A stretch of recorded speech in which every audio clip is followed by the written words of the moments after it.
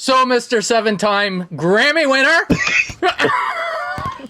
Here we are again. Yes. Congratulations. Congrats. Thank you. 2021 Grammy win. That's awesome. Nice way to start. Yeah, unbelievable. Yeah, great start. Have you lost one yet? No, that's the thing that out of every Grammy Award that I've been nominated for, to actually get the statue, I've won 100% of the time. Which is not an easy streak to keep up, let me tell you. No, Every time I get like a new nomination, I'm like, this is the one. This is the one. Streak gonna end. Oh, wow. That's amazing. But so far, yeah, it's unbelievable. Yeah. On a serious note, it must have been a little bittersweet because it was for Chick Corea. That's right. Yeah, and on one thing that people don't know, because as it got closer to the show, obviously, Chick passed away. And then I started hearing people saying like, oh, well, he's definitely going to win now. Because, some people don't understand the voting process, one. Right. But then the voting had already been done towards the end of December. Yeah. Oh. Which was months before. Because the show was supposed to be in January. Yeah. And then it got delayed to March. So voting and all that stuff was already done. It was already, for all the awards. But so, it was bittersweet, but I was, I considered it, a celebration of, Chick's music and his life and what he's brought to the music scene. So, right. More positive than negative. Yeah. Yeah. And the other thing too is it was a shock. Like, I've listened to, people deep in the music industry. They had no idea that Chick was ill. I'm not sure if you did, but it... Not really, no. Yeah, it was like, he was active, like, just weeks prior to him passing. Like, he's got his YouTube channel, and he's putting up videos. He has his academy, and it's the like... academy stuff has been incredible, because for any musician to get a look into how someone makes and creates the music is like, information that every musician wants. Yeah. Not just like what the person did, right? Yeah. But why they did it and how they did it. And it's, that person explaining it themselves, which is what he was doing with the academy part of like, how to improvise, how to improvise a solo when, while still listening to everyone else in the band to see what they're doing.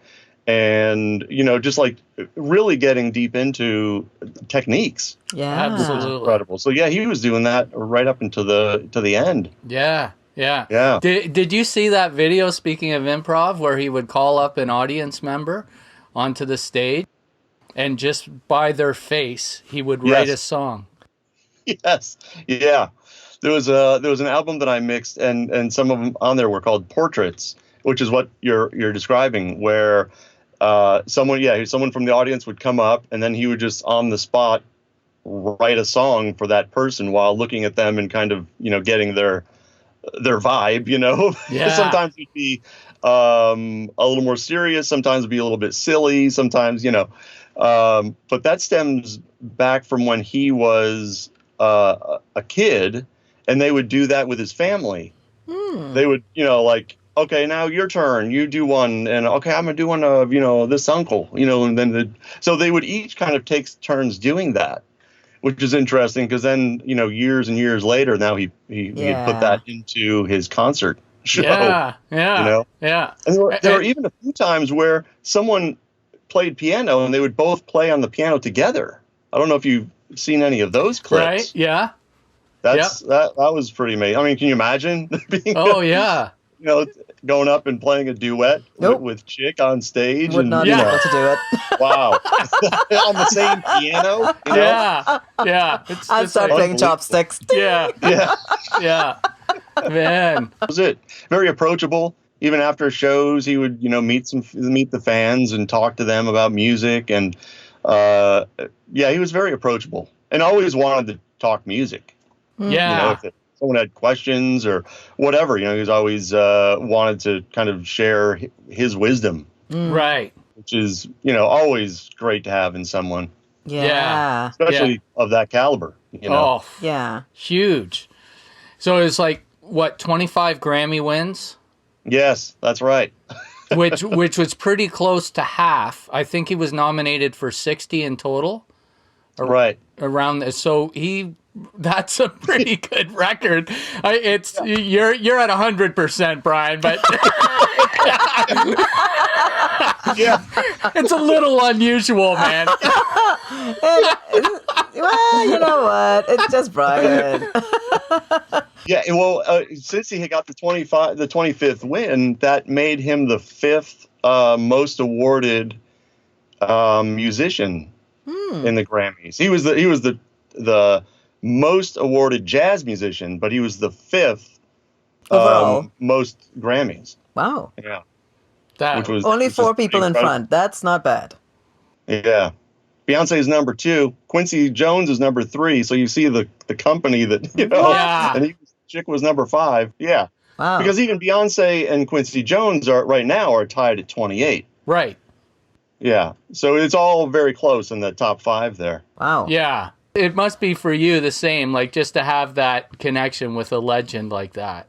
Yeah. It was, the first one, the whole disc I did for Chick was in 2007. And then from 2007 to 2020, I did 33.